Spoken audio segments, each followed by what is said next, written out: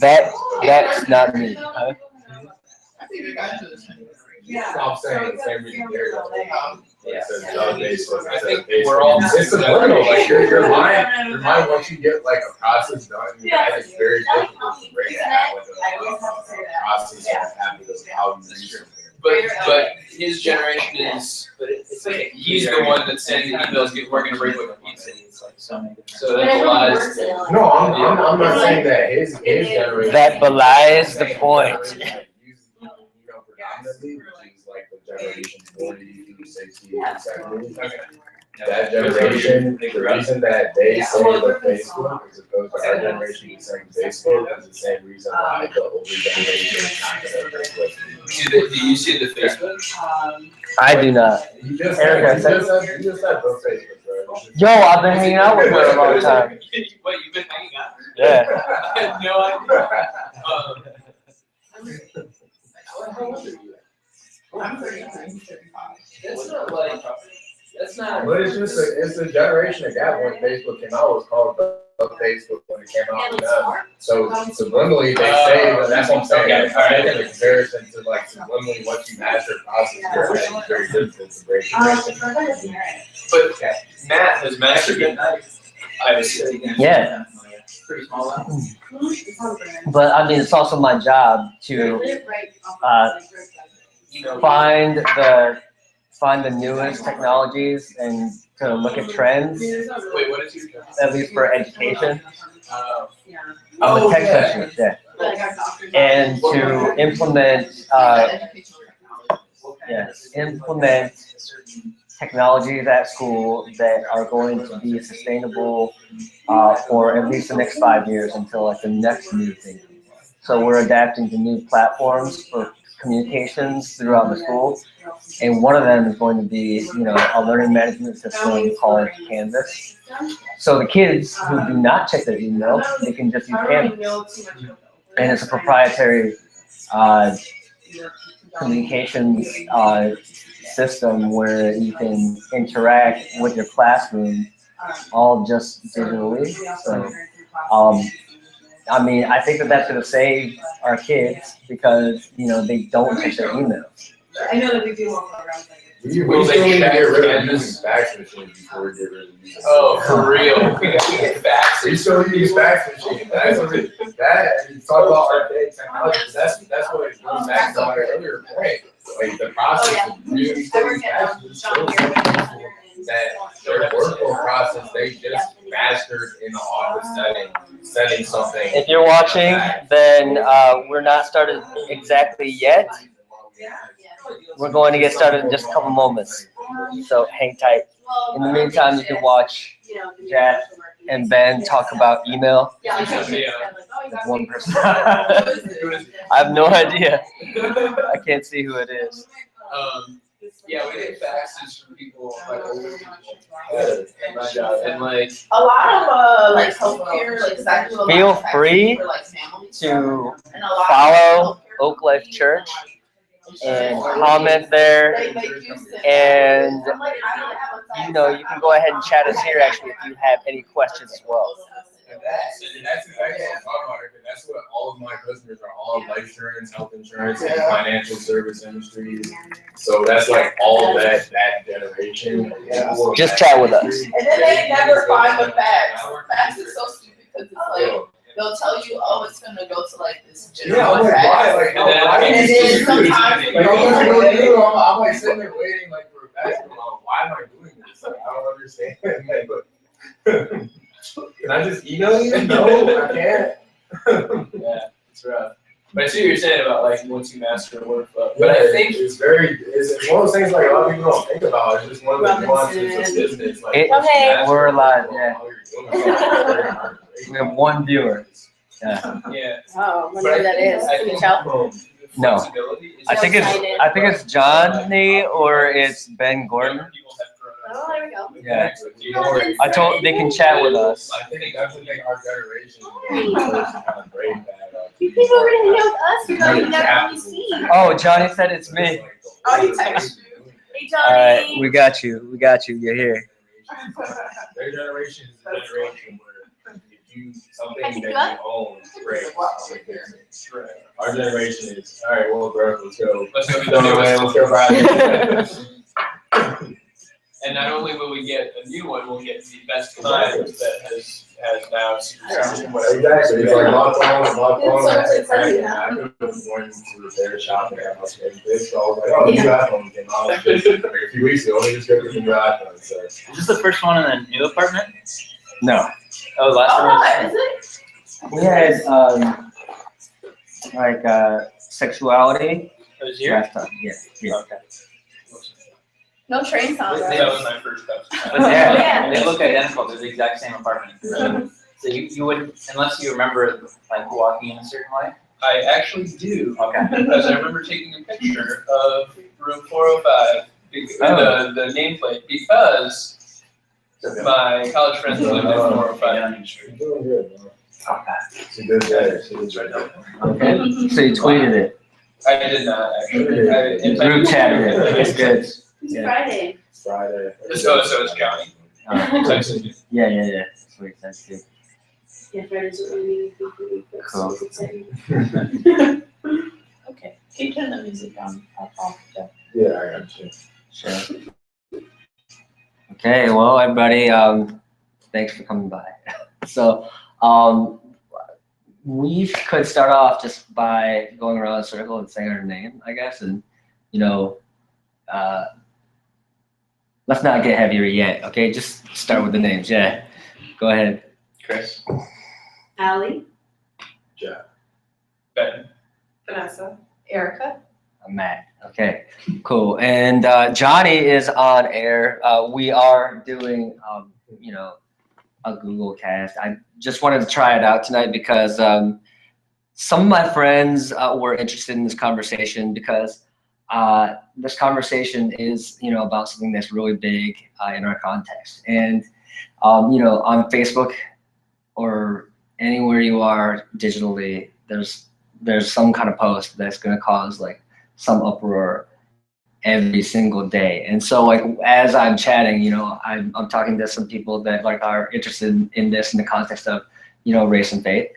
So I invited them, but they are not here. So anyway, we're still going to do this, and we'll try and include Johnny as much as possible too. So Johnny, yeah, if you have any questions, you can text us.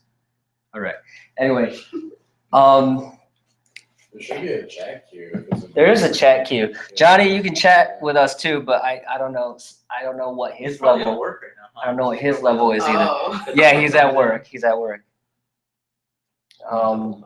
But yeah, we do have. Where's Eddie?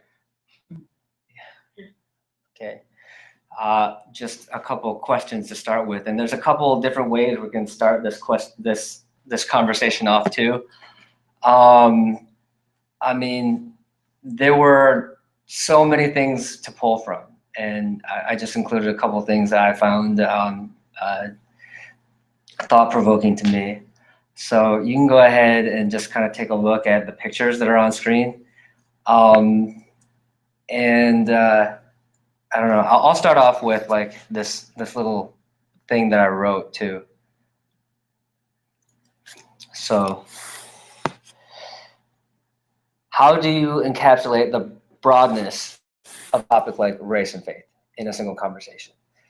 Do you talk about the 400 plus years of slavery in the US? Do you talk about the staggering number of cases of police violence against African Americans in the US and disproportionate amount of Black men in jail? Do you talk about the way that Black women are sexualized and fetishized rather than being seen as dating partners in the US?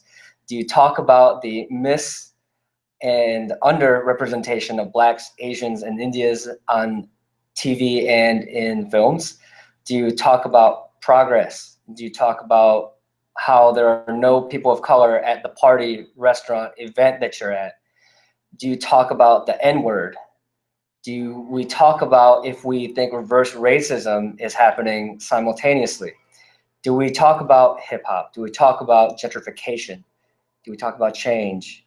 It doesn't end. And the right questions, the right conversation will never ever end. In an era where the oldest people will still be able to tell you stories about having to use different bathrooms or drinking fountains, the conversation about race will not take pause. Some may say that the push to drive this topic to the top of our collective minds is being overly sensitive, but the proverbial Band-Aid has just been pulled off. It's going to take time, a lot. As a person of faith, I know that I need to be intentional about this conversation, about the current movements forming about racism in America, and how I navigate this space. I believe that Jesus' example was always to love and defend the oppressed, to side with those who are not in power. In Oakland, for me, this means to partner and support the community that is here through my art, by eating at Black-owned restaurants, and by connecting with local activists. What ways can you think of to add? So I know that was a lot, but again, I mean, like, this conversation has so many different layers to it.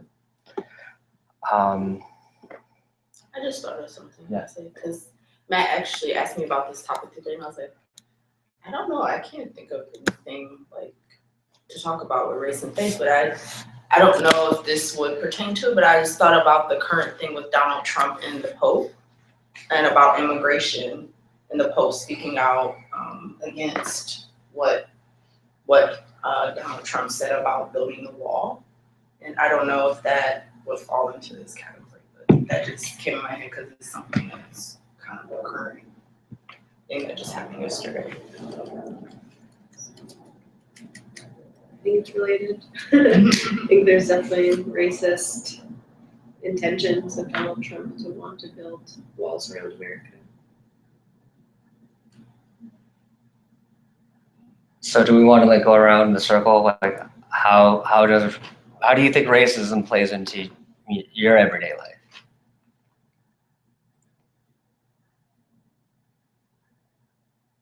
I started. Yeah.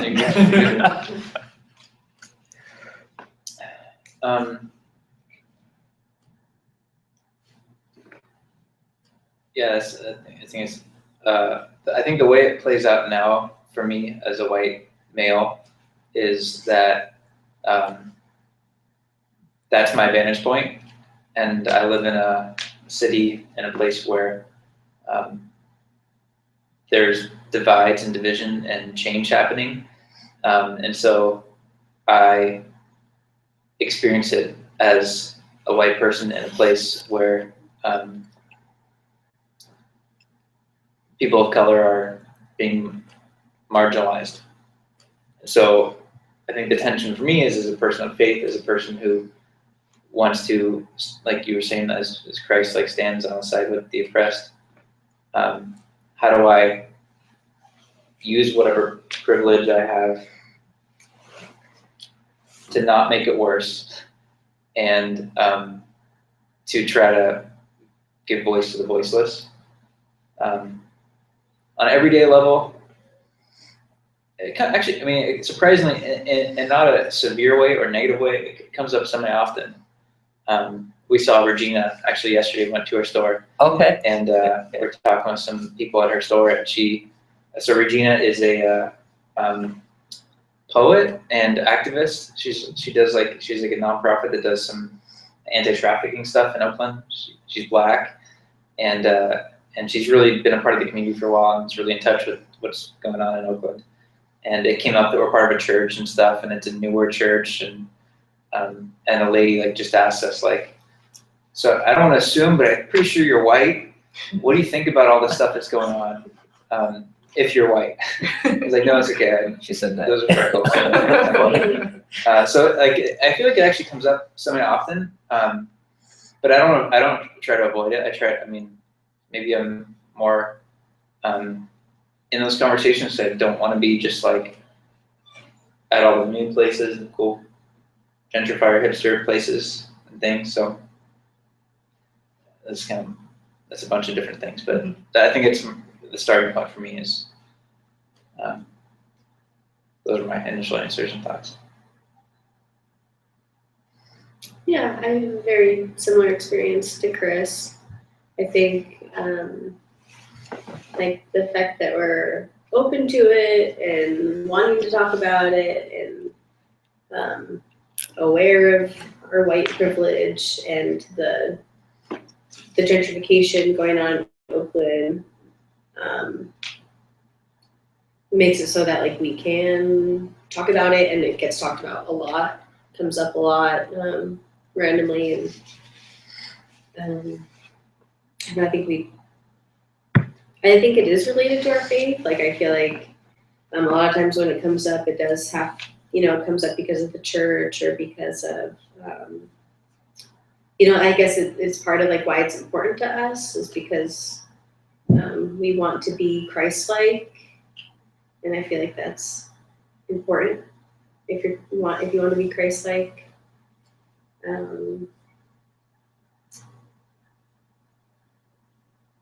So I guess that's kind of how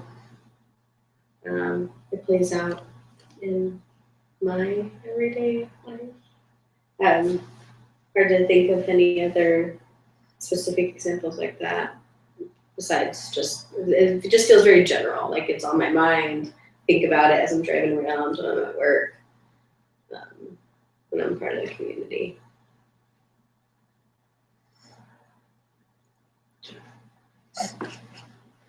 Yeah, racism, to me it's one of those things I think is definitely more subliminal now. Personal experiences, a lot, but I guess more recent comes to mind. My job, I primarily work in the life health insurance space, which the majority of my customers are in their 50s, 60s, 70s, white males. So I definitely it's one of those things where I like to understand who my customers are and understand how I have to act and I guess carry myself with them to ensure my success. And if that means, I guess, being very careful and cognizant of how I speak and enunciate my words with them as to not, I guess, if there's something where they don't know that I'm Black, I just try to, if it's something that I can avoid, I definitely make sure I try to. If it's something I think that might detriment me from getting a contract from them. So, and then after I take their money out.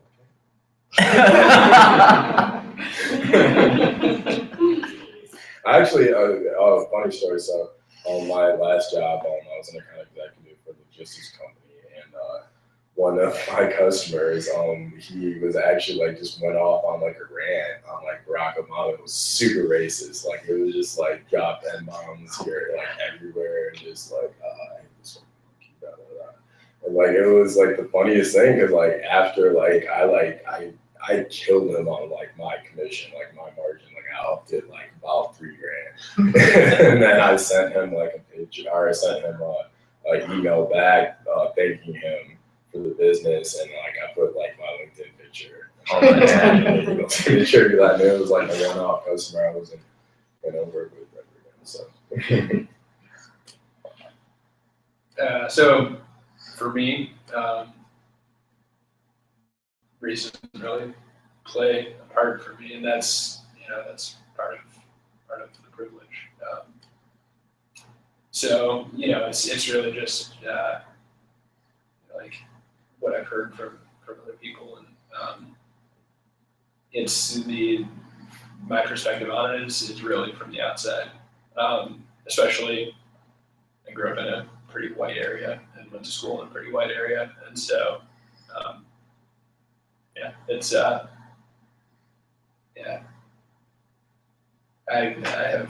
have been lucky enough to not have had to deal with it. So as far as faith goes, I do think that faith is really the only, and faith of any kind is really the only lens through which a discussion on racism makes any kind of sense, for a variety of reasons. But Why? So if there's no higher anything, like if all we are is a biological machine, then there's no reason to not be racist. and there's no reason to say that this is just or that is just, or this is unjust or that is unjust, because we're just doing what biology tells us to do. So I think faith is an integral part of the conversation.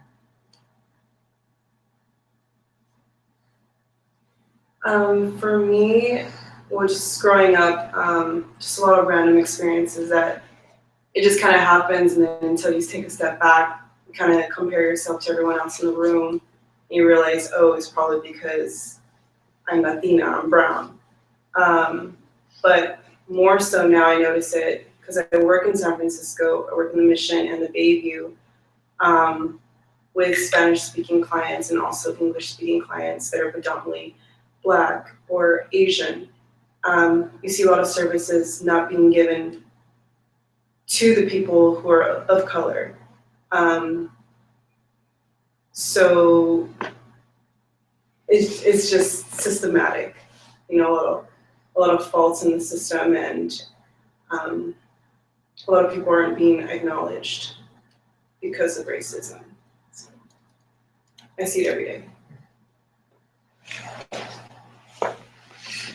Well, I think my experiences might be more similar to yours, because I think like I had experienced things like growing up, but I never realized it.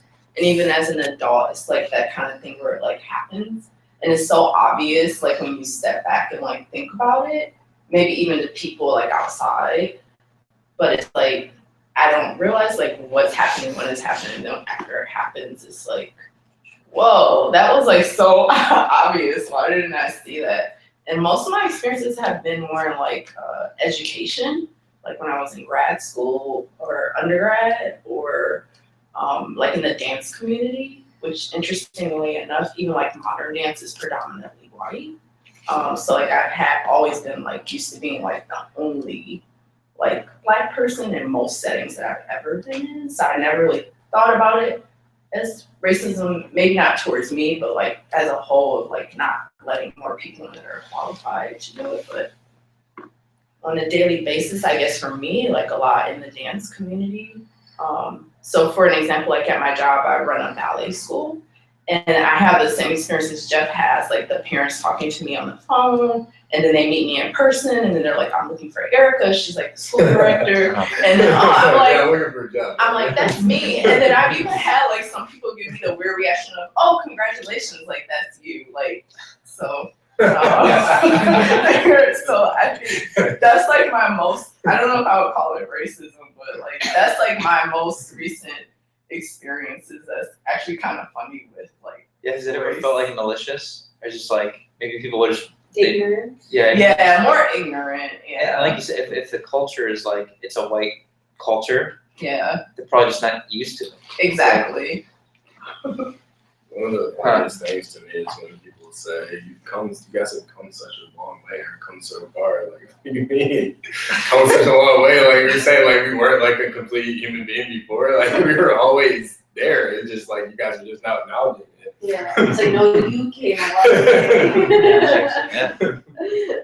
That's what Chris Rock said, actually. Right here. Black people haven't come a long way. It's white people that have come a long way. Right, exactly. Yeah. Thank you. Like, congratulations to you.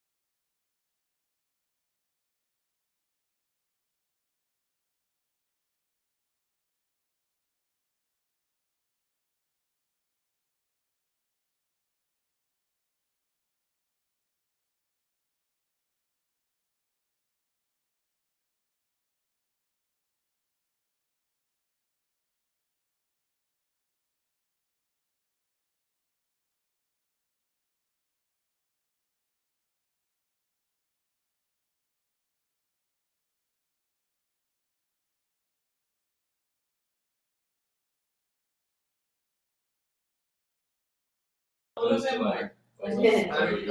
Sorry, yeah. Johnny, like, if you can. Oh yeah, I forgot about Johnny.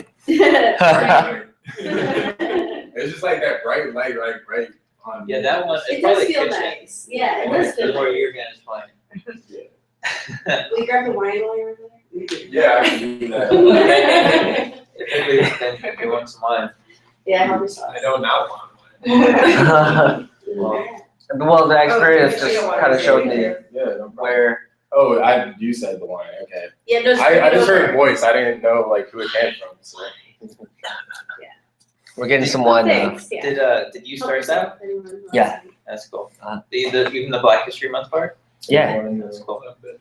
because we had Never had done Black that. History Month? You wanna run by? You do whatever you want. Yeah. No, you can't, it's like glass of big wine, that's I didn't not a know. dry, that's not a wine. I didn't I know. will I- judge. Fill it up then. Fill it up. I will judge. Also, And I mean, yeah, I did just mute it because, I mean, like, I didn't want to say that and then like, had that, like shown somewhere or something. So I just muted that. Yeah. Okay. Recorded. You get in trouble for like, I don't know.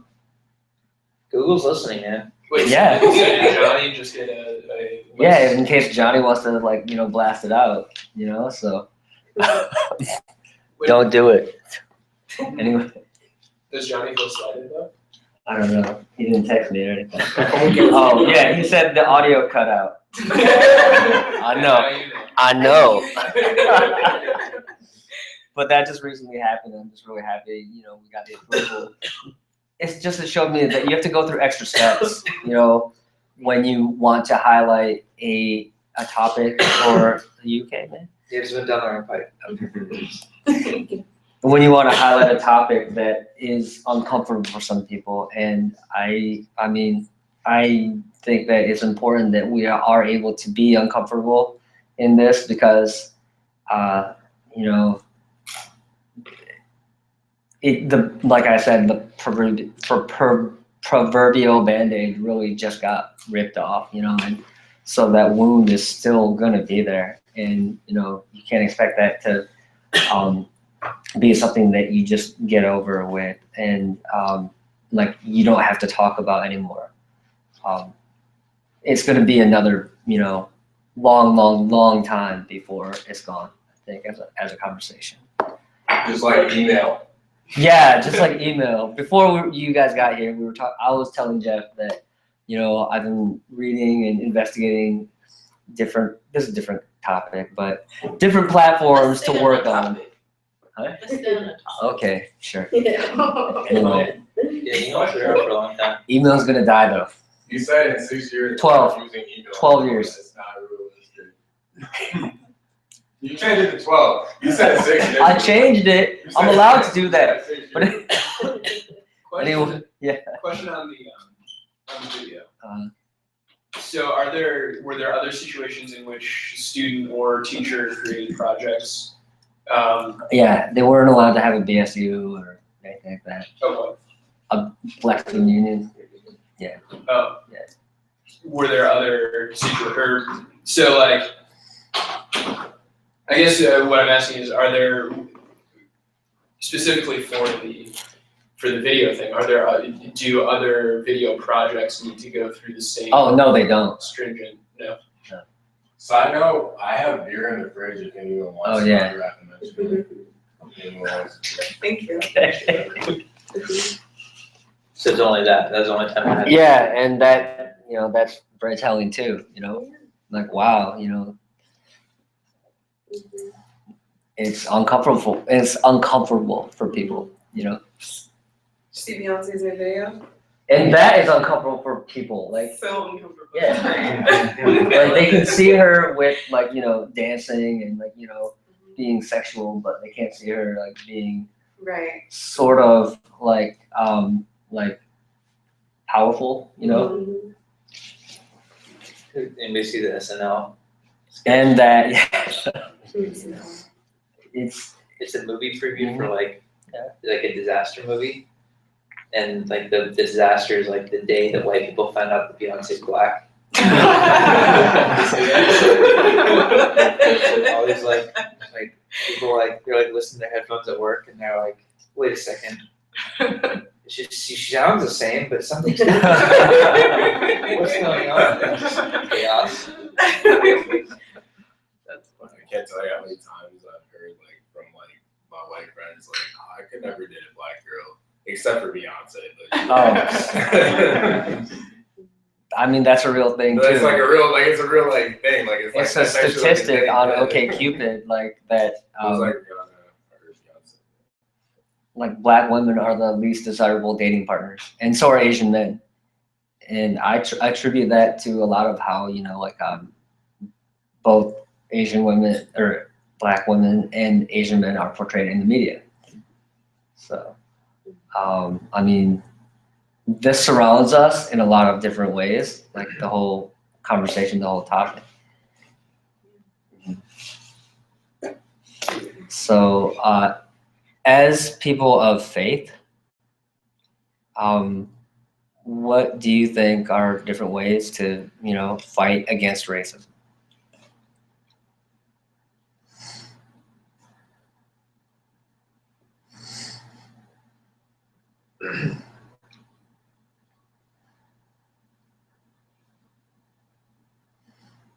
Well, I love what you did at your job. I think it's very inspiring for all of us to take home with us, like wherever we are, in our home base, in our community, in our neighborhood, in our job setting, how can we create a more empowering, inspiring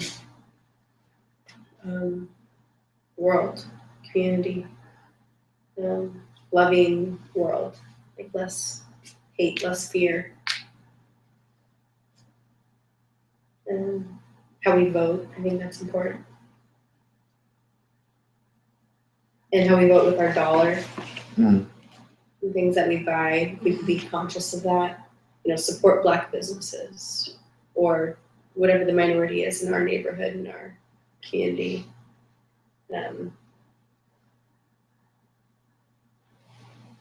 Just come up with. I think also ask questions, going off with being uncomfortable.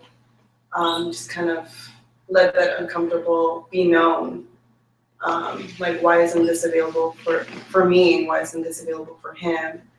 And just raising questions.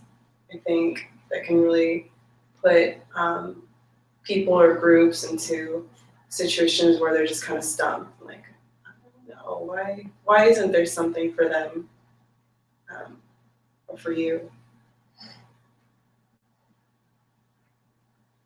And make it a discussion. Yeah, definitely.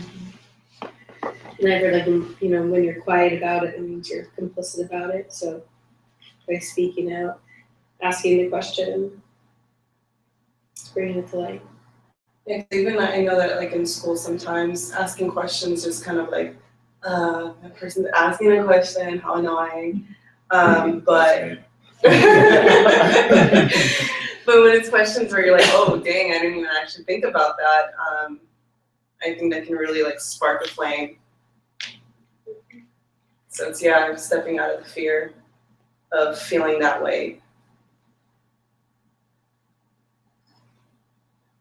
We were trying to figure out so I met with this pastor a couple weeks ago, and their church was doing something for Black History Month, and I was like, we need to do something for Black History Month. Why are we doing that? This is important. And then I asked a bunch of people, what should we do? And nobody knew. Nobody was like, and all the ideas we had were all uncomfortable. It's like, well, we could do this, we could do that, but maybe pushing it too far. What if we just do this? Let's just do a little bit. What if we just put something on the blog and that's it? And so we've been doing a little reflection on Sundays, and this is a part of the conversation of the larger community. But it was interesting to hear people's thoughts on it and to just open up the conversation, and realize how much more we need to have the conversation.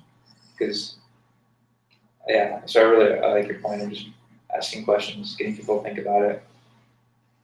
I remember you were even fearful of being too cheesy or having it be too fake feeling, you know, just like, oh, it's Black History Month, so now, you know, we're gonna take this 1 month out of the year to do something.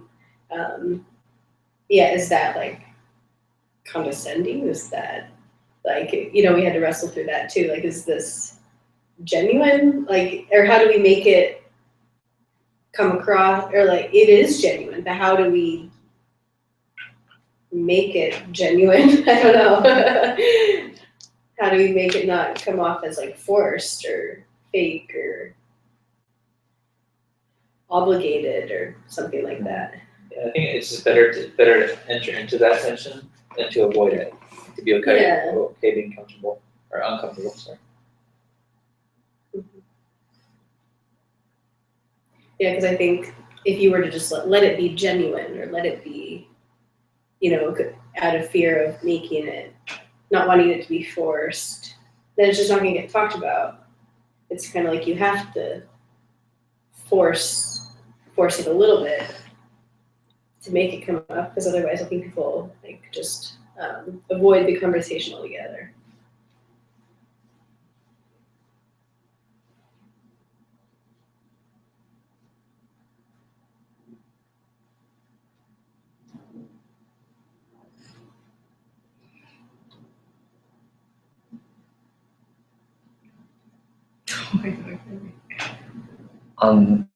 Changing the direction of my face.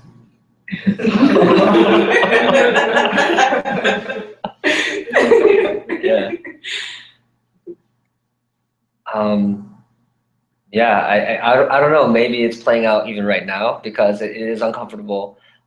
Even with it being like, you know, forced, you know, sort of like on us every day just by like, you know, the way that our social feeds are always filled up with it. And even our everyday lives are filled with, you know, experiences that have to do with this.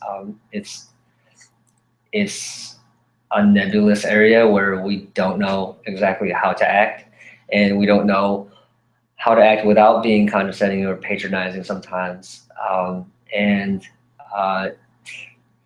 it prevents us sometimes, I think, from actually making that step.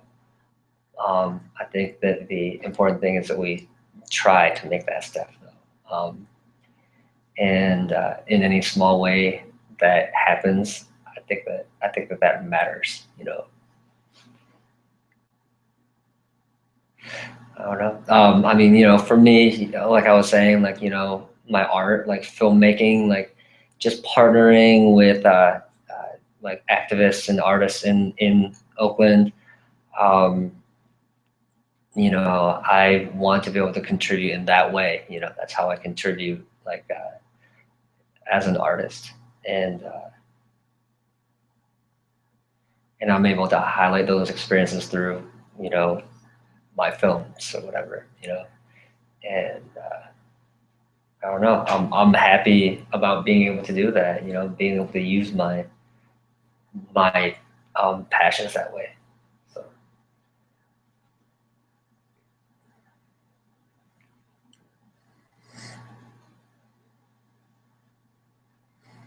Do you guys like, have you guys experienced this like in your dating lives before? Like Jeff was talking about it, I talked about it a little bit.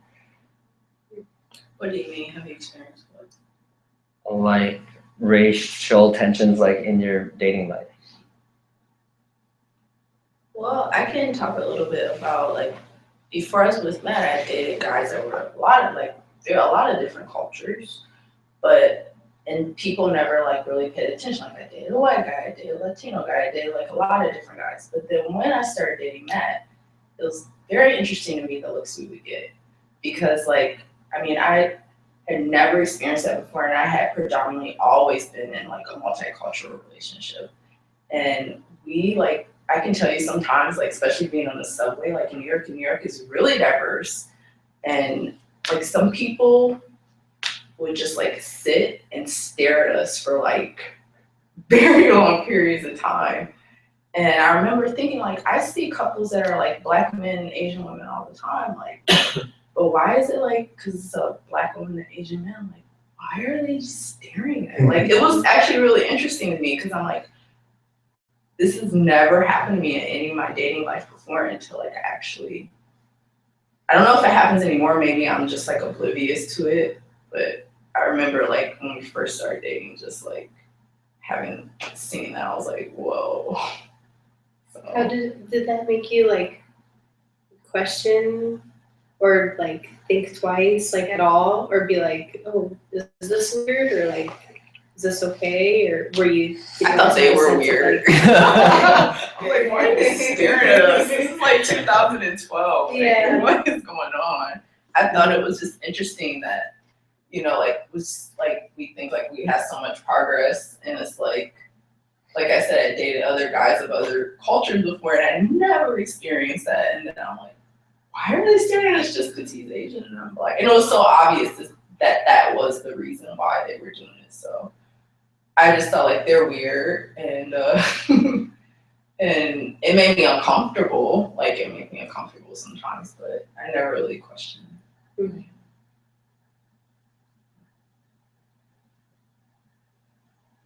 Did you notice that, Matt? Yeah, hell yeah. I mean, I'm very conscious of like that kind of dynamic in the dating world. I dated a lot in New York, and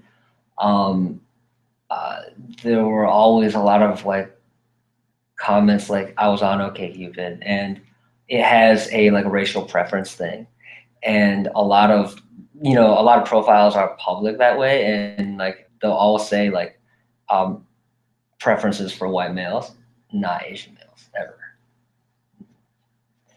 And I mean,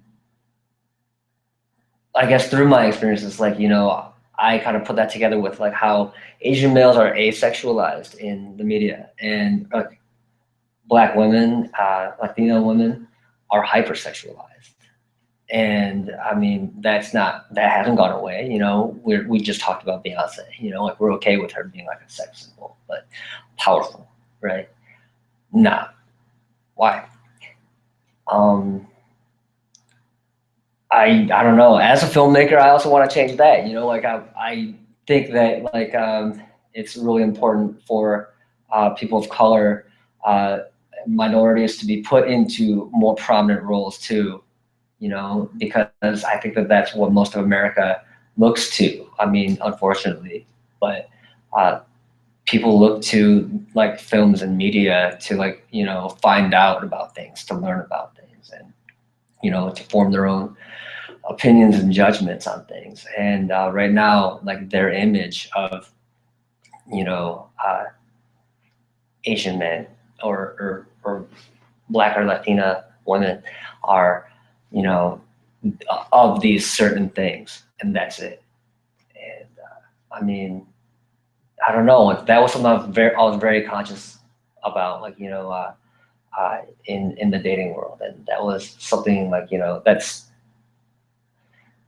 that is saddening to me, but also like an interesting conversation point, I think, too. Like dating choices, I think, lead to like homogeny in communities, or they lead to diversity and like multi-ethnic communities. I don't know. That's just my opinion. So I think mostly like it's more comfortable to stay in a homogenous community, and like when people would try to like set me up on dates, it would always be with an Asian woman, and I mean nothing wrong with that, nothing at all wrong with that. It's just you only want to hook me up with an Asian woman, Here we got somebody left. Yeah, exactly. I have a perfect friend for you. Yeah, one Asian friend. Remember what happened to us this summer at your dad's family reunion? Oh yeah, So yeah. Matt's sister is also married to African American man, and we were at his dad's family reunion, and there was a guy there, and his dad's family is white, and there was a guy there, and he assumed that I was the wife of my sister's husband because I was Black, and I think he thought you were married to your sister. Yeah, no. Yeah. It was a family reunion, one of those where you hadn't ever met some of these people, so they didn't That know me. was funny. Yeah. But Is that a safe assumption? I don't think so Given given our culture? Not anymore. Maybe it was. But maybe it is, and that sucks. Yeah, that's right. Why is that good? That's Instead of not. habit, I don't yeah, think, it's not you like know?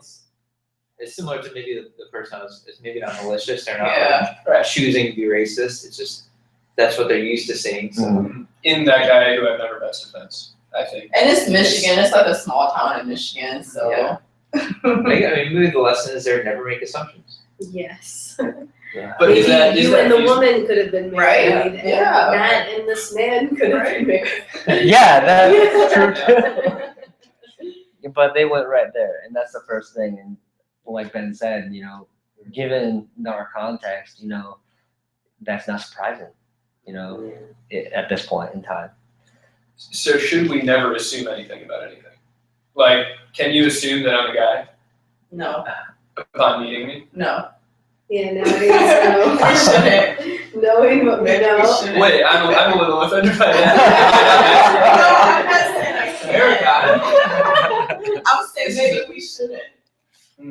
I'm not saying I can't. I bet there's assumption and judgment are like somewhat connected. Mm. And so maybe it's dropping all that is a similar kind of thing. Is that feasible to drop all assumption? Oh, Johnny has a question. Uh, Our viewers. Well, let me, Our let me- viewer. let me do it. I'm gonna see if I can answer this. No, but how you choose to behave based off of your assumptions, you can affect. So you can have like a response like, oh, there's a white dude, and all the baggage you have of looking at a white dude comes up. But you don't have to like live into that. I don't think that assuming is necessarily racist. It's definitely a byproduct of our culture, like racist culture, though. That's a good way of saying it. I think our assumptions. This is about to answer Johnny's question. just our racist, past. So I think we need to challenge our assumptions, or at least our knee-jerk reactions of just seeing a black man and a black woman and assuming they're the couple in the group. Or even assuming that they're related. Yeah. I'm part of a run club. We had a party, and it was like a fundraiser. And in our run club, the guys who run it's a Chinese American guy and African American guy is at Pat's house, the Chinese guy's house, and they're from Oakland. All their friends, there aren't that many white people in the group. And I walk in, and there's one other white guy who's there all the time. And Pat's dad is like. That other guy's name was Jeff. He's like, "Hey, what's up, Jeff? How's it going?"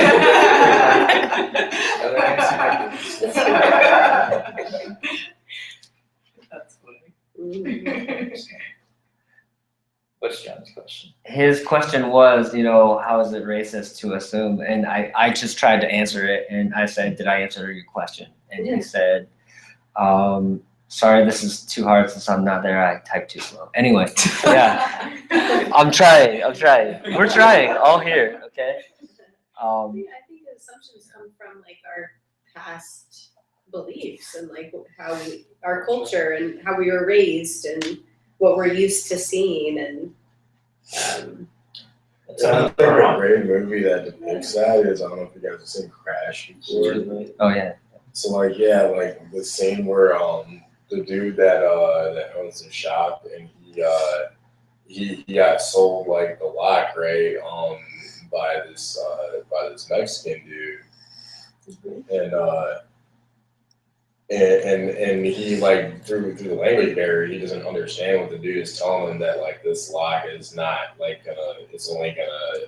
it's only gonna work for this door. The lock on your other door is broke, so you need to get that fixed too as well. And he thought, through the language gap, that he was trying to get more money out of him. And so he was like, no, why are you trying to cheat me, and just get out of here. He's like, all right, well, I'm trying to tell you your door is broke or whatever. And lo and behold, his store gets broken into 2 nights, and he blames this dude. He thinks that this dude, because he tried to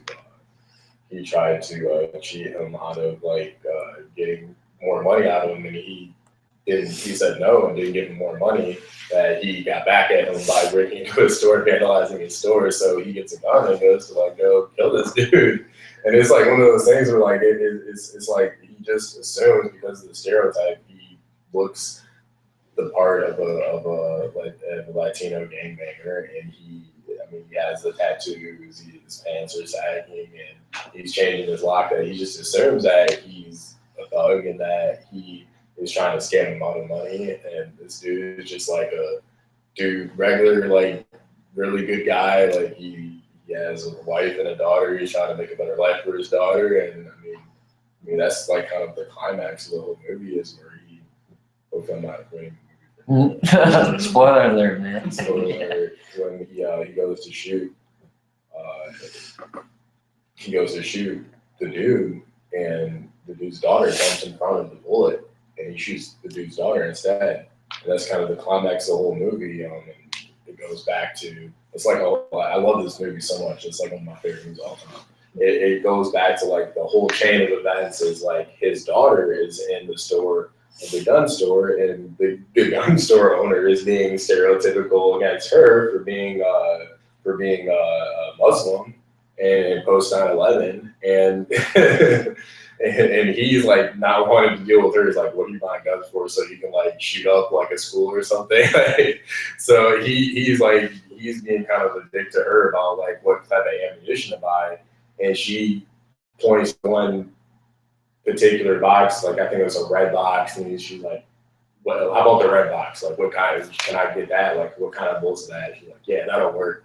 And to be a smart ass, and it turns out the red box was blanks. And that's what she was buying. And it's just kind of a funny thing that they put in the movie, where the racism or our stereotyping of this gun store owner when she's buying the ammunition, of him being a dick to her, and like thinking it's funny, like she's trying to buy bullets for protection. He's like, oh, I'm gonna sell her blanks just because like I don't like her, and like she's probably gonna shoot up a school or whatever. But then her dad is the one using the gun, and he goes to shoot this dude and accidentally shoots her daughter, but it turns out to be a blank, or she won blanks and doesn't actually shoot the daughter. So it's just a funny thing they wrote into the movie. But I think that I went off on a tangent, but that to me is kind of an example that sums up exactly what we're talking about right now, about stereotyping and how that fits into what you said about it's learned behavior. I mean, we all see the world through our own eyes, just a comprisal of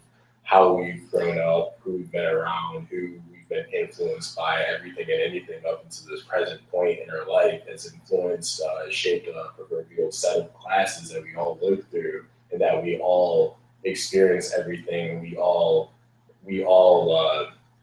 absorb information differently through those goggles, through those glasses, and that really, I mean, that's what it comes down to. There's no racism, there's no sexism, there's no classism. It's just how we perceive things, how everything that has made us and shaped those goggles up into that point, and how we view the world. I love that movie. I love it. It's a great movie. Just going back to your question. But that's what I love about it most, is like it kind of breaks down racism. Like that's what you see what it is. It's not so much like they're just being racist. They have reasons. Like it's like every person that is racist in the movie, they have like something that happened to them in their past. Fanny Newton, when she's molested by the white cop, that's why she doesn't like white dudes. And then I mean it goes, every person in the movie at some point or another, they were belittled or they were wronged by someone of the race that they are racist against, or that someone in their life was, and that's where they have that stereotype from. And that's honestly, racism is just a symptom of the disease. And honestly, the disease, what it is just, it's just honestly just people. Like it's not race. There's no race. We're all human beings. Racism is something, or race is something that's invented by us, but That's interesting though. I mean, I see what you're saying. I think that there's that line to sort of like walk though, because like in our context, because of how it's become embedded with our within our culture, and how we live, you know, it exists. And I mean, like pretending that it doesn't, well, I mean, not pretending. Yeah, I get what you're saying. Like it doesn't exist, Well, but I guess, like- I see what you're saying, but like, I'm gonna let you finish that. Go ahead. oh, got it. All right. All right. Okay. I think that like because of, you know, those constructs that have been put in place, you know, by us, yeah. And I mean, it's interesting because, you know, Ben, you were saying that like, you know, it might be a biological thing anyway. Like we were afraid, like as like, you know, like early man, like was afraid of like people that look differently from them, and that was a protective thing. Is that what you were? I may want to clarify okay. that. But I can do that after you finish. Oh, okay. Well, I don't know if that's what you're saying, but like I've heard that before, and then I also like understand what you're saying, Jeff. I think because though we do have this construct in place, we have to be able to navigate it, and we have to be able to deal with it without like, you know, saying it doesn't exist. Like that's a line, you know, and it's a really thin line to like, you know, toe across. Interpersonally, it like Yeah. like you're with people, when you see them, like the assumptions you might have, those things don't exist. Like we are all just human races, like culture is a spectrum, and we're all the same DNA, the same blood, all that stuff. But like culturally, legally, institutionally, those assumptions have like built huge structures that have favored white people over everybody else, especially here. So in that sense, racism totally exists. I agree that I guess I misinterpreted what I said when I said the racism is a real thing. It definitely exists. It's definitely something that happens. What I'm saying is it's not real as far as it being something that like people are just born racist and people are just not. There's a reason for it. Because what I'm saying, it's a symptom. Like it's not actually a disease where someone is just racist just to be racist. And I get excited when people are racist toward me. Honestly, I always try to use it as a learning experience, like for them. Like I try to do my best to teach them, like in hopes of correcting that behavior and showing them an example of like, I mean, honestly, I don't understand like people get mad when someone's racist to them. Like, what does that do? All right, you get mad at them and you're hostile towards them and they're hostile towards you. And all that does is just confirm what their stereotype is about you. So it's like, what really came out of that situation beneficial? Well, I think sometimes though, like I think about this like as a person of color, I think I even come from a place of privilege because our family is educated and we're educated. You know I'm related, right? Huh? What? Yeah. You know you're my sister, right? Yeah. I'm saying, I think about like when I see people that look like me and they're like in like a situation that's not as ideal. Yeah. And I think that for maybe you and me, we have more ability. Mm-hmm. Like I said, that It lady. comes down to like what I said about like how we all see the world through our own eyes through who we're influenced. Yeah. It's like it's honestly the symptom what I saying about the disease is like there's so many like if you grow up in a home where I guess it's been severely affected by racism, where you're in an oppressed situation where your parents kind of have lived through an oppressed situation and they haven't really kind of overcome that, and their mentality is still oppressed, that's gonna come upon you. Like if someone kind of tells you you're not gonna be your whole life, you kind of believe that a little bit. But if someone tells you, I mean, our dad told me that I could be anything that I wanted when I was younger. I believed him. Yeah, but I guess it's like when it comes to like how you're influenced. Like if someone like when you're younger and how who shapes and develops you, if someone instills that confidence in you and that to believe in yourself and that I guess you're not, I guess, a lesser of a person, that's one of the symptoms of racism. I think one of the biggest symptoms is it's so subliminal that it actually affects with the minds of oppressed people, like the people that are underprivileged, the people of my people, African Americans that are oppressed. Their mentality honestly is like subliminally that they are lesser. Like it's like, no, we're equal with everyone. Like you don't understand. But they have that mentality subliminally. It's like that they have to do better to be equal. And that's a symptom of racism, in my opinion. Well, I guess what I'm thinking of racism is, I don't even consider what you're talking about racism. I agree. Yeah. For me, it's like I agree more with Chris and Matt saying like systemic. So laws that were actually More put in. racism, honestly. Can I finish? So like laws that were put in place, like for instance, I didn't even know, like I listened to KPFA. So like during the 1950s, there were laws that were put in place that actually prevented even like educated minorities from living in certain communities, like legal laws. So like when I think of racism, I agree with what you're saying about what's not. I think of systemic things that like actually laws that are like part of like society, or things that like actually prevent, like legally prevent like someone from doing something. Or like you mentioned how minorities don't get as many services. Even these are people that are coming for services, and because they're people of color, they're not getting these services, or maybe in a hospital, like getting the care that you need. So to me, when I think of racism, I think more systemic things, not necessarily like stereotyping or I don't know. We have a comment from But we're our saying the viewer. same thing though. The reason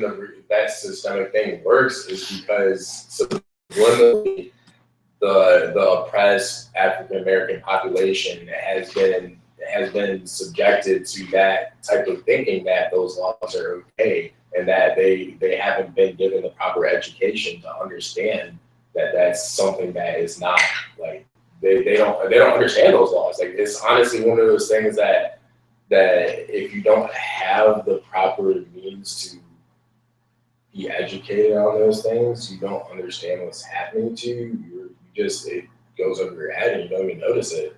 And that's why those laws worked. It's because of that. There is somebody to fault for that though, too. Yeah. Yeah. Mostly white males. I agree with that. Yeah. I'm not disagreeing with any of that. Okay, so Johnny wanted to share when he was a kid. Okay, he says, when I was a kid, I got punched off my bike one time by a black male that I've never met. Now being grown up and riding a bike again, whenever I ride past a black male, I have an internal freak out. It's kind of relevant to what your brother-in-law said, Jeff. He has to force himself not to generalize. It takes effort and it's scary. It's not, well, he said it's not relevant anymore, so you don't have to share, but I did. Okay, anyway, that's true. Yeah, that's true. And so what you are saying is true. It all fits into this larger context. Honestly, in my opinion, you want to fight racism, get you some white friends. Introduce them to yourself as a person that they know that you are a person, and you become a person that they like, and your ideas they understand, and they understand that if they have a stereotype against black people, they understand that like not all black people are the stereotype that they fit. To change your stereotype, each person that you meet and each person that you affect. One of my favorite quotes is like, is an artist, you're immortal because each person that you meet and each person that you come across in your life in somewhere or another, if you really at your craft consider each one of those persons a palette to mold them in your image, a little bit of a piece of you becomes a piece of them.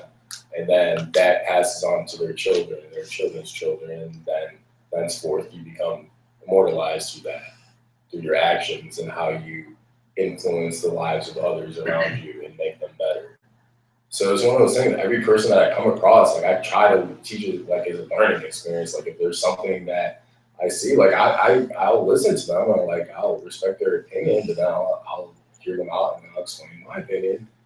And I mean, usually we'll be able to find a common ground. And it's like one of those things where like, get some white friends. I mean, make some mixed babies. Like, you know what I'm saying? Like, I mean, you want to stop racism, just change. It's more of those things where like it's not more so like thinking of racism as a word, but thinking of it as just like loving the other race, like showing them a different side. Were you gonna say something, Ben? Yeah, so I think the thing that I said before about biology, Okay. the basis of that. So if you don't have a faith of any kind, I'm not saying that like it needs to be necessarily the Christian faith, but if you have no faith of any kind, then your default is atheism, which defaults then to like an evolutionary mindset, assuming. And if that's the mindset, then social Darwinism, or then Darwinism plays a role in every aspect of your life, social being one of them. And so if Darwinism is in the social aspects of life, then there's no reason for there to be anything wrong with white supremacy. Because Or black supremacy. Or black supremacy, or Asian supremacy. It's survival of the fittest. Right, and so, there's no morality. right. And I'm not saying that people without faith think that way, but there's an inherent cognitive dissonance in having no faith and also being anti-racist. I think that's very interesting, because I've thought about that too, and I've heard like scientists talk about like, not exactly the thing you were saying, but the thing about like when we were like more living like in certain cultural groups around the world, and just having to mate with someone that had certain features made you more evolutionary, to survive. Like if you live in a place where long eyelashes because of dust, like you want to mate with someone with long eyelashes, or because you need to be protected from the sun, then you want to be with someone with darker skin, or like all these different things. So I think that's a really interesting conversation, actually. You know, it's funny you say that. Like, I went on a date with a sex therapist the other day, Okay. and she was like talking about like some of the reasons like why we're like sexually attracted to people that we're attracted to. Like one of the things she said that I found interesting is like when we were younger, she actually has a master's in human sexuality. And she said that you're intrinsically attracted to the people who it's taboo to be attracted to when you're younger. That's who you're Wait. What'd you just say? You're in. Taboo. So the people that when you're younger that society tells you you shouldn't be attracted to, that's who you're most attracted to. It's interesting. See, I feel like this that could be the whole cups and couches, just unpacking Yeah. a day you went on. Yo, yeah.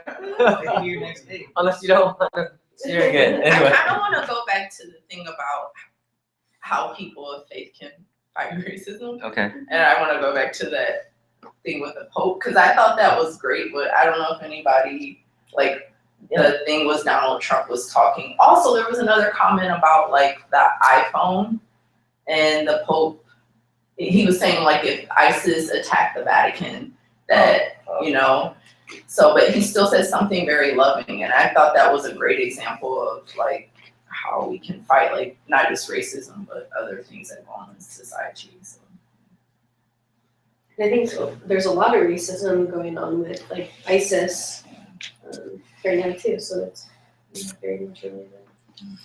I think that gets to some of the, like, on an everyday basis, like I agree with what Jeff was saying, like, we can love the person, and it's in a relationship that we can, like, grow out of our assumptions and realize they're wrong oftentimes. But I still think there's institutional stuff at the bigger level, like the government level, systemic level, that I think we have to fight against and call out. So like that's why like the reason we protest, or the reason we like try to work towards different legislation, like that's not interpersonal. Like if I go to a Black Lives Matter protest, I probably don't know anybody there, but there's like a statement that's being made about some piece of legislation or a cause or something that I think is worth getting into, because it isn't just the interrelational stuff, which is probably more important in some ways, because it's all of the accumulation of that makes up society.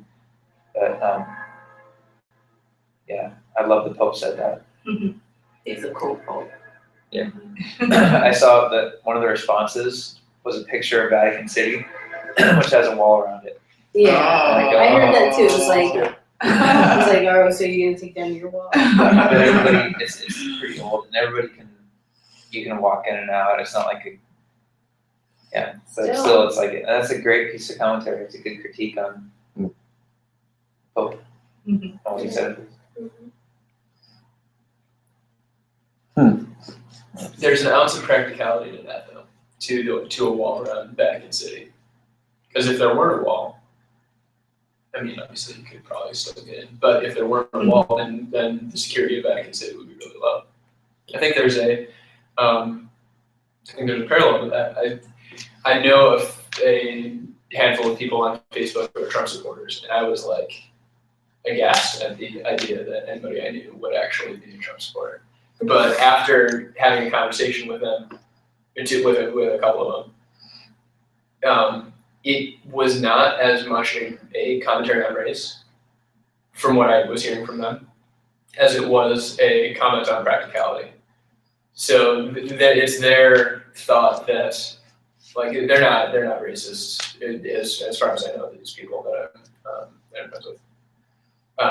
But so the wall thing is not about race, but it's about insulating a country so that we can better grow and stabilize our own economy before letting potentially destabilizing factors come in to our country. Not a Trump supporter. I'm not a Trump supporter, but that's kind of I think it's a lot less racially driven.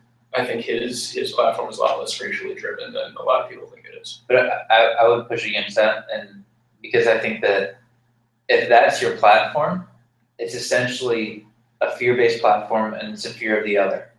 Like, vote for me because I'll protect you from them. Right. And even though governments need borders, we need to have systems in place. I feel like you only appeal to that if you're appealing to a xenophobic kind of racist thing. Which even if people don't know that they're racist, they don't acknowledge it or never realize it. I think that it is there. Like, it's essentially that's the driving force. Why the wall is a hot button kind of political platform. It's only because people don't want Mexicans in. Fair. I mean, I'm not arguing against you, but this. And I think that's the thing about racism too, is like your friends or whoever these people are, like they're most of the time not like malicious, evil people that outwardly hate Mexicans or hate Black people or hate Muslims or hate, whatever race. It's like just these underlying things of like wanting to better ourselves and raise ourselves up at the expense of other people, or and lots of things like that. It's like it just feels like a more subtle thing, but I think and it's the systems in place and like people in power that can like create legislation to make it so the people with power get more power and the people with less power get less power. And so a lot of times it's not as black and white as just like, you're a good person and you're a bad person. You're racist and you're not. The thing about that is that's like how power works. So power is always in flux, and how you get power a lot of times is to take it from other people. And that's why a lot of times the people in power, honestly, racism was invented as a construct for the powerful people to get more powerful, if you really think about it. And that's why it's still maintained at a systematic level, is because of that. It's a distraction from what is actually going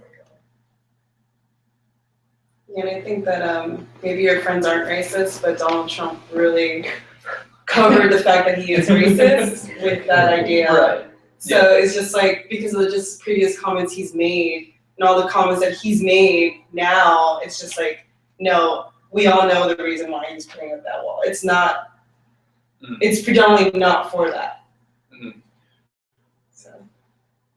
I'm going to, what was the Like he's tricking friends. Pretty much. And I would, everyone else. well, so I would agree to some level with that. I would agree to some level with that. You said you make ourselves better at the expense of somebody else. I don't think that a wall, while I'm not for a wall, is necessarily subjugating, because people who would be stopped by the wall are breaking the law anyways. Like, obviously, you don't want to, so you want to be able to regulate, and Christy said this too, you want to be able to regulate your border. And that's just how nations work. That's how they function. If you can't regulate a border, you should probably do something about being able to regulate that border.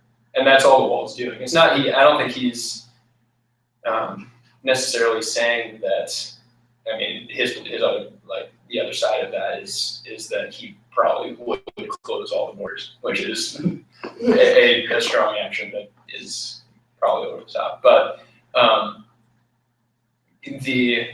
I don't think that wanting to keep a border regulated is necessarily subjugating or getting better at the expense of somebody else. Yeah, that's true, because I feel like the wall, in a sense, is kind of a symbol of this border that we already have, and it's just a matter of, yeah, who's willing to blur that border and who wants it to be a big, And thick, tall border. to use it as like a rhetorical device to refer back to with the language he uses to build up to it, like they're rapists coming in, they're like all that stuff is very much playing on a pretty normal human experience of fear of the other, and that's he's playing on that. It's like it's the old school nationalistic dictator fascist that's going to protect our people. It's like a fundamental human drive we have to fight against. You see it across the board. So to me, it's completely unrealistic. Like nobody builds like 4,000-mile walls. It's like it's a bizarre concept. Yeah, over the course of a long time. So there's like one example that he loves to refer back to, but like that's not how it. Yeah, people could dig under it or go around. It's like there's lots of things. So it's simply an image of protecting ourselves from others. It's like It feels like a symbol. So It I is a feel like symbol. there's probably more like other people running for president and that are already in power that probably have very similar ideologies to him, and they're just communicating it in a different way. So Well, it's kind of like just a rhetoric. Most of the Republican Party That- probably has similar ideology. Yeah. everybody would have like a nuanced, complicated view of what it means to like have immigration in a responsible way that honors human dignity and protects us from like criminals. But it's playing on racist tendencies. But I wanted to get back to you're talking about, Jeff, of racism as like a power play. And I think that connects directly to the question of what does it mean to be a person of faith in this discussion, because like the Christian narrative is the opposite. Instead of like protecting our power, it's surrendering power. Like that's the idea of God coming here and dying. Like he yielded his power, he surrendered power to us. So what does it mean for us to follow that example? I think it's a great question. And if racism is a picture of like how the world works, people having power and protecting themselves, protecting that power, and pushing people down, what does it mean for us to do the exact opposite?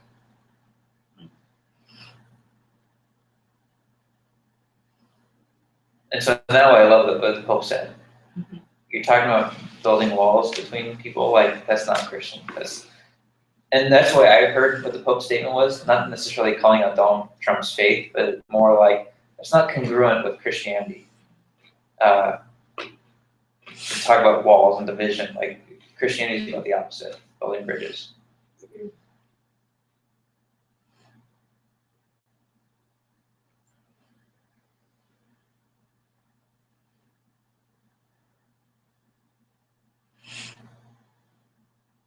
Anything from Johnny? Sorry? Anything from Johnny?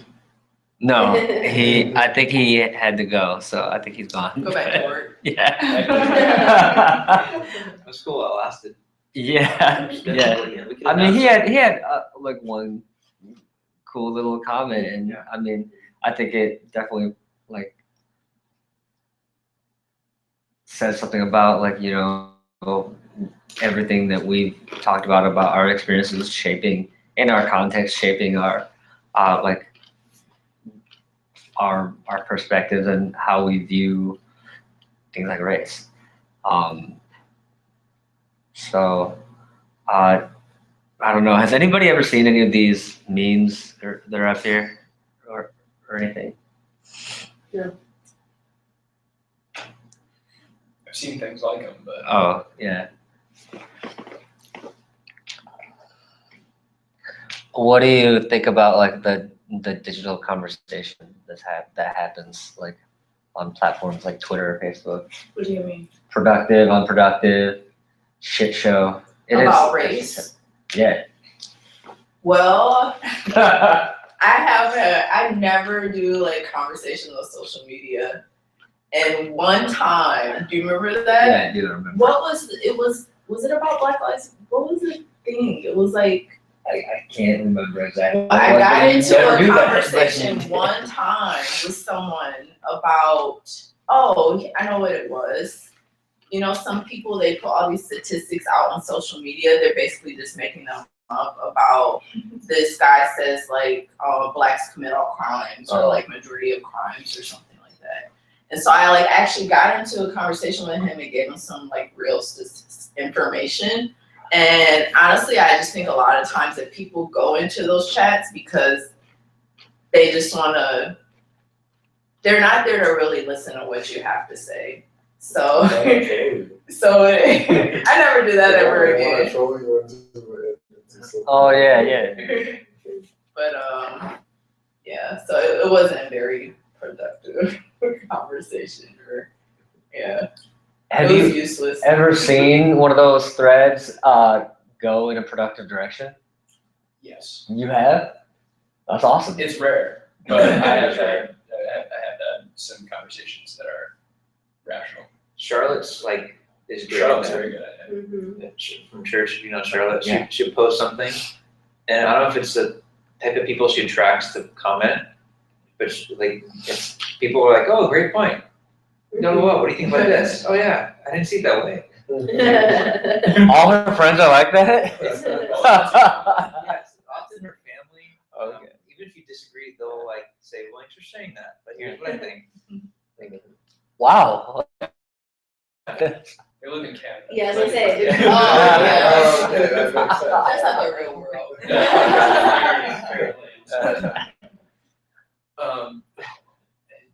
had an interview. Oh. Never mind. You used to talk on a lot of those, didn't you? Yeah, Now, yeah. what do you think about them? Largely not productive, but rarely, like, you know, every now and then you will see like a productive interaction where it's not like you kind of are out to change somebody's mind, but like it can at least be an ecumenical sort of discussion, and you respect each other. You know, you come out of it respecting each other, not hating each other or something online or something, people that you haven't met. So I mean that is a rare thing. I don't really do that anymore. I just make films now. And take pictures.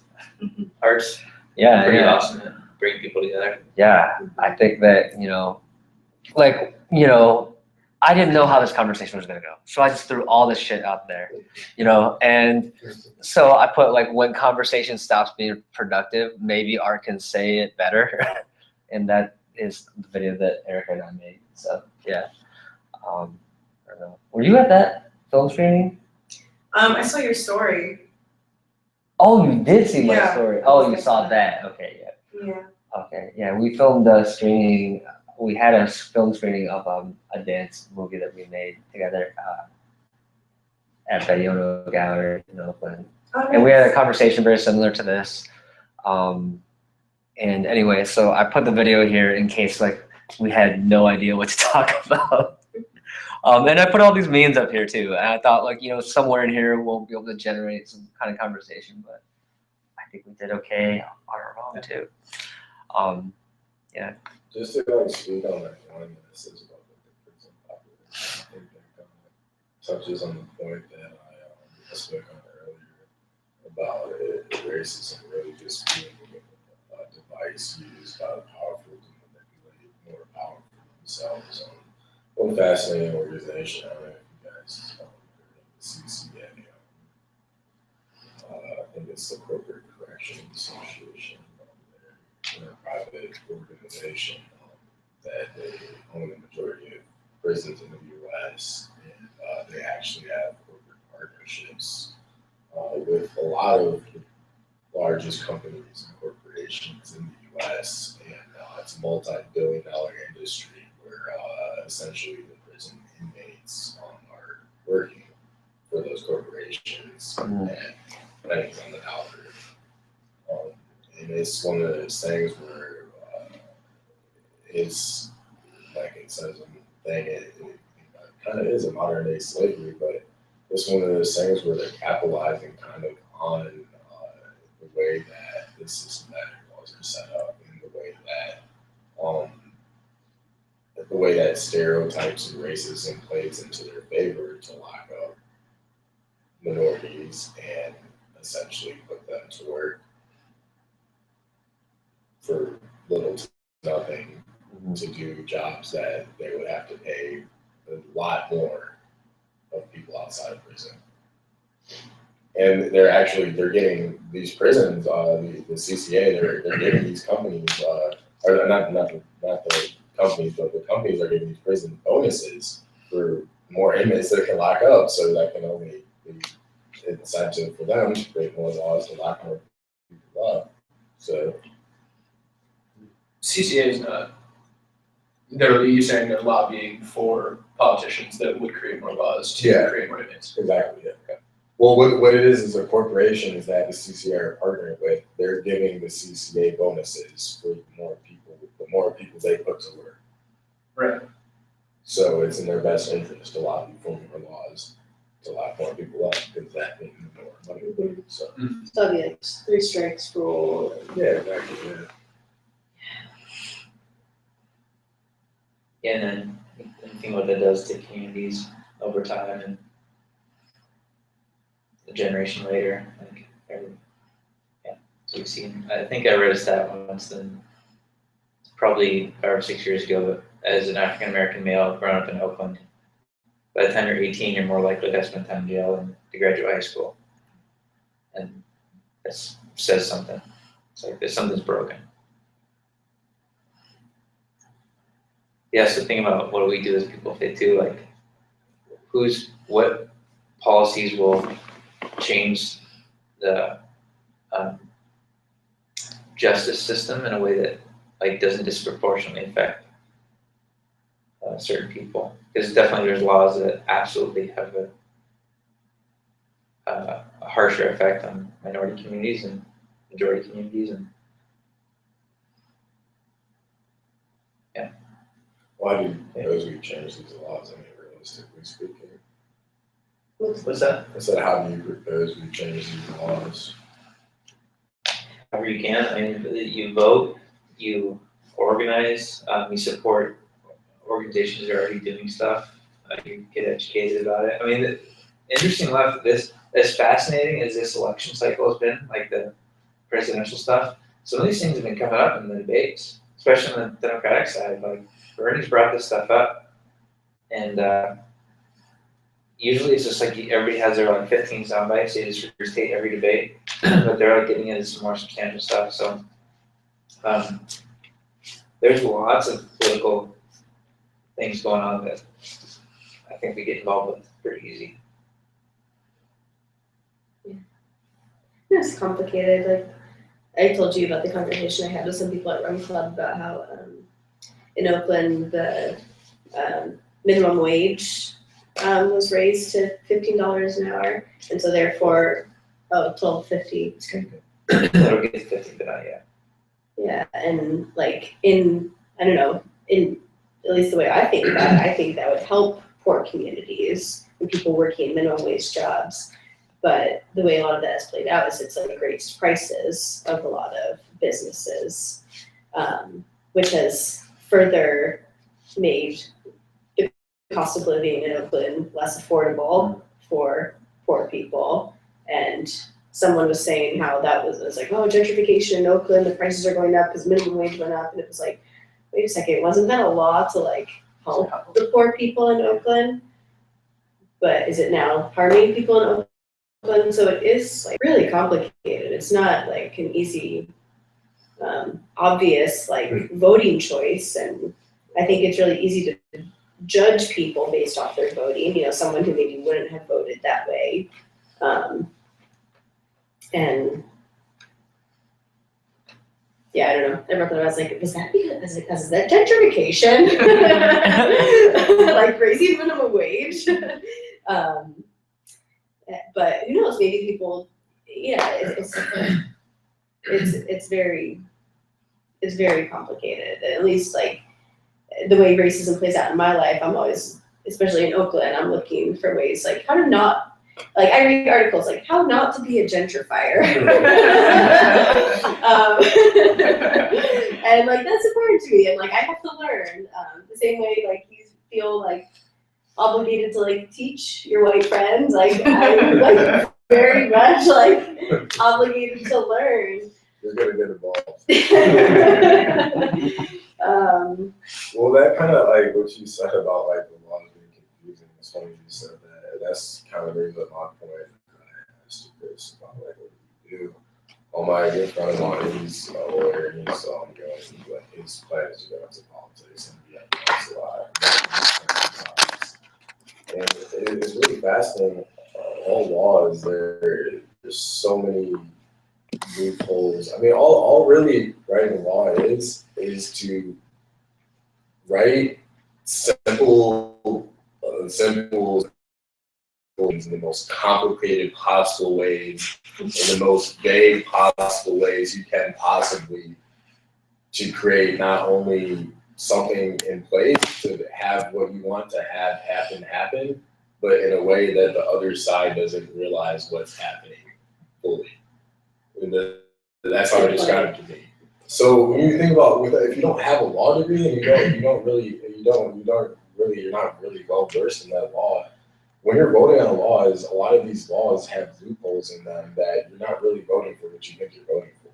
Like their objective is going to get at either way. So it's like one of those things where, I mean, yes, I don't think that apathy is necessarily the best option. I think it's still important to vote and act in these things, but I definitely think that it's not the most important and the most impactful thing we can do to change these laws. These laws, one way or another, are going to be put into place. If one law doesn't get passed through, they're going to be worded and restructured another way that we think is beneficial to us. Like you said, that raising the minimum wage, it's still, I mean, it's really the same thing. You think about it, it's just reworded in a way that you think is different, that's helping people, that's really not.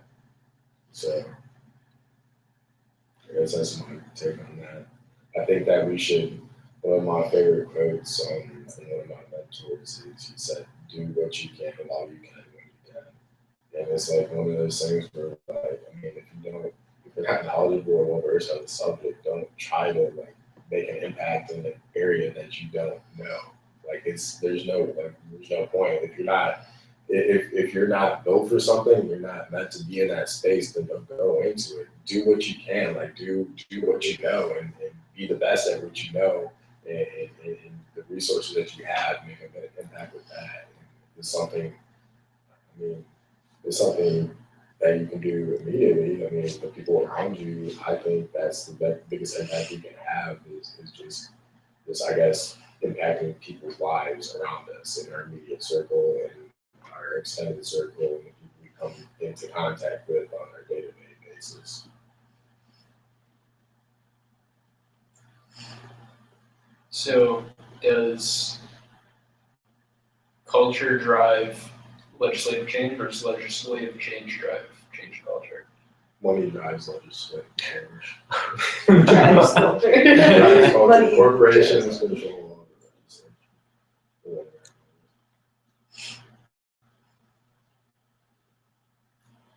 That's a lot of shots of I'd say Media drives culture, drives corporations. Drives. Or does corporations drive the media to drive culture?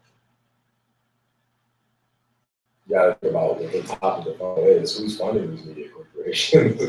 Illuminati. Go on there. Yes. Whole nother Yes. conversation. But we can affect it, it's this, like but we Circular. can slowly steer things. We can be involved and won't have it kind of like a big, it's better to be uncomfortable and get into the mess and steer towards justice and Well, I agree. I have a conversation like this. It's like my network. I have conversations like this. I have conversations with people in my network. And maybe this conversation that we're having might spawn a conversation in Alex network, and your network, Chris, that's every. And we have 2 more viewers too. Don't know who it is this time. You know how many thousands of people, you know how many thousand people total. I mean, everyone, like, we're just all branches in the tree, and it's like, it's all of our circle is going to spread out. And that's how ideas spread. Ideas, bro. Yeah, I dig it. I'm good with that. Yeah. Most deadliest weapon that we have.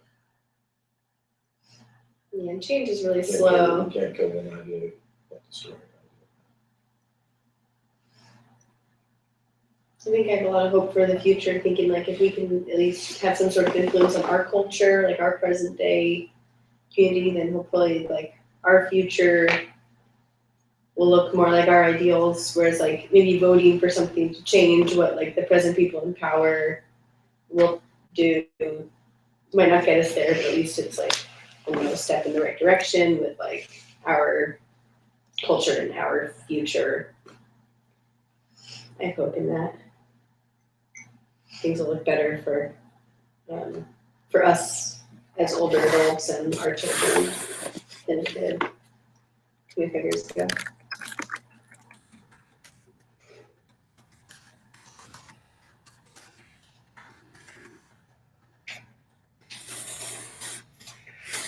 Then they can text if they have any questions, but Yeah. I don't know if we're wrapping up or whatever. I want to watch the video you made of your students. Okay, yeah. you should ask them who they are. Who are you? Identify yourself. Yeah. Is it Kyle? You should throw some chat roulette and see what happens. Yeah. Do only people from Oak Life have? I gave it to Oak Life people and Okay. a couple of my friends that spot like my friend that posted these. Who is that? Gave it to him. His name is Rob. Oh, okay. Yeah. Raphael. We should No. Okay. Yeah, Rob. We should definitely post that as an idea next time, even if you can't come out. Oh yeah, Have a yeah. legal conversation. Yeah. It's a really good idea. So here is the movie. Probably won't be sound she's too tired. Alright, she should care. Yeah, my students made this, and I mean they're in my film club. It was, I was just really happy So that we were they able going to on get the it. trip too, sweetie? Huh? Are those girls going on the trip with us? A couple of them. Yeah. I think it was Jenna. Yeah. Jenna, is that you? Anyway.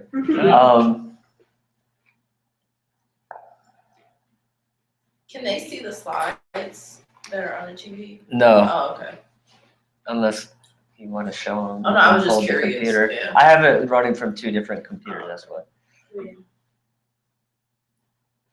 Such technology. Yes. Such. Whoa, What is it? that is insane. You like Chromecasting? Yeah. Nice. Before we celebrate, Black History Month, we think it's vital that the student body understands where Black History Month started from. Black History Month was initiated by Carter G. Woodson. He saw that African Americans were opposed and overlooked by writers of history textbooks. In 1926, Carter G. Woodson started the first ever Black History Week. People celebrated this week with much enthusiasm. They started Black History clubs and they all appreciated their culture. Woodson chose the month of February because it held the birthdays of both Abraham Lincoln and Frederick Douglass, two men who Woodson believed were huge players in the fight for equality and liberty for all African Americans. 50 years later, government under President Ford officially recognized Black History Month all across the country. It was important to honor the accomplishments and endeavors for all African Americans. African Americans are no longer fighting for desegregation. Still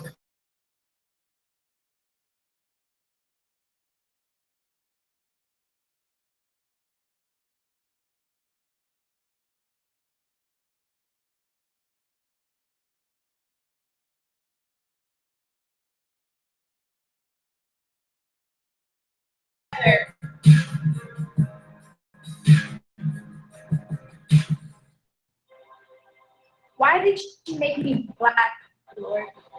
Or why did you make me? Okay. Yeah. Okay. So yeah. Anyway, I'm really proud of these girls, and you know, I know a lot of people like go back and forth between like, you know, thinking like these kids are stupid as shit like these days, you know, and then like I see them wanting to get involved in more things like this. I mean, they Snapchat and they like, you know, do selfies all fucking day, but I see them wanting to do this stuff, and the kids are gonna be all right. The kids are good. Okay? These kids are gonna be good for us. Okay. So every time like I hear people saying like, "Oh, kids these days," you know, it's so stupid to me. I hate that. But yeah, I'm just really proud of the girls. I'm gonna try to play again. Why did you make me black, Lord? Lord, why did you make someone the world would hold back? Black is the color of dirty clothes, of grimy hands and feet. Black is the color of darkness and tired beating streets. Why did you give me thick lips, a broad nose, and kinky hair? Why did you create someone who would receive the hated stare? Black is the eye when someone gets hurt.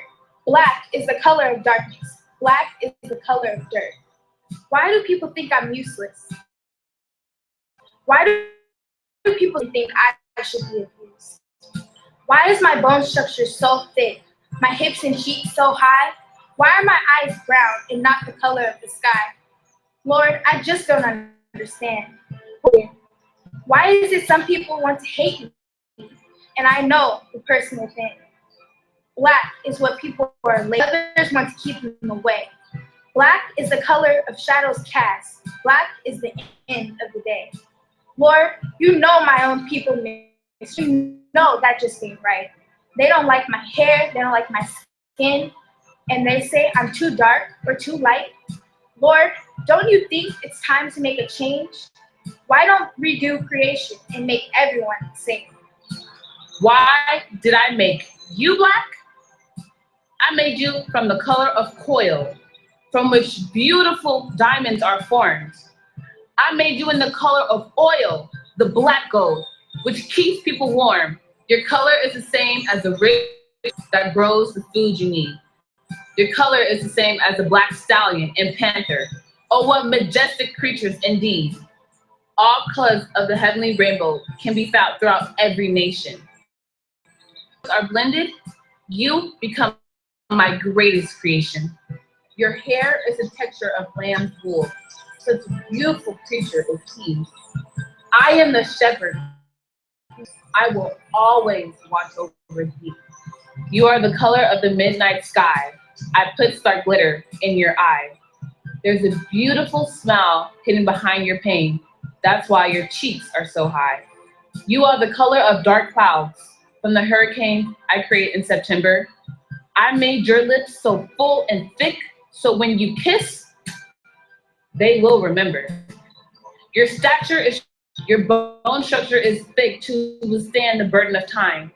That reflection you see in the mirror, that image that looks back, so get off your knees and tell me what you see. I didn't make you in the image of darkness. I made you in the image of me.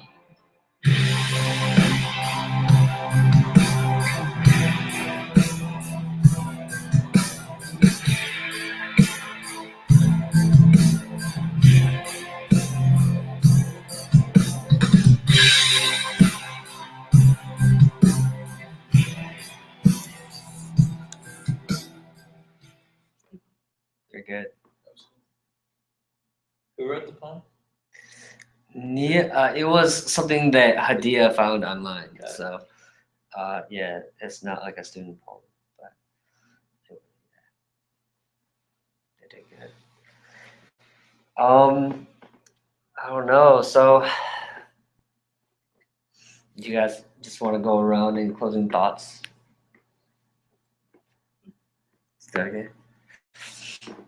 Thanks everybody for sharing. Hope we can keep doing stuff like this. Yes, I appreciate everyone's stories and everything everyone shared. Love you all. So that thought it was a great conversation. Things like this are had enough, I don't think, but Yeah, I can definitely agree. I'm glad I came and finally got to experience cups and couches. I definitely agree with all the points that were made, and I feel like a lot of the points are intertwined. So it's just really great to hear it from a lot of like-minded people. Yeah, it was great hearing everybody's different viewpoints, and I started this off like when Master was kind of like, oh goodness, I don't want to talk about race anymore. Like I'm so tired of talking about race, but it was actually a really good conversation. Thank you all. Yeah, and yeah, we will have more conversations on this. Next month we have a topic. It's going to be femininity and faith. It's Women's History Month. So yeah, and It was women's history. yeah.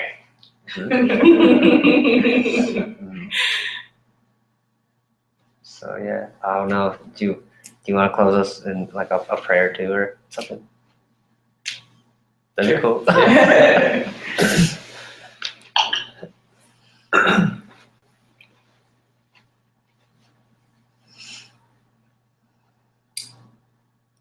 Father of mercy, thank you that we are all your children. Help us realize that more and more, Lord, that we are our family. And thank you for this space. Thanks for the hospitality, Matt and Erica. And as we go out into our back home and back into our lives, Lord, allow us to reflect your family wherever we are. And we pray for our nation and our city and our world where there is division. And we ask that you would continue to bring about reconciliation in these places, Lord. Justice for the oppressed and freedom for those in bondage, wherever they may be. And we especially pray for this election and all that's going on in our country, Lord, that whatever happens, that we would be less divided, that there would be less walls between each other. And we know that that can only happen in you. So thank you that you have reconciled us to each other and to you. And yeah, thank you for that, Lord. We love you in Jesus' name. Amen.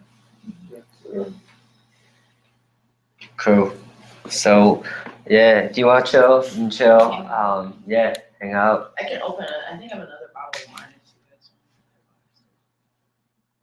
I think it's Peace.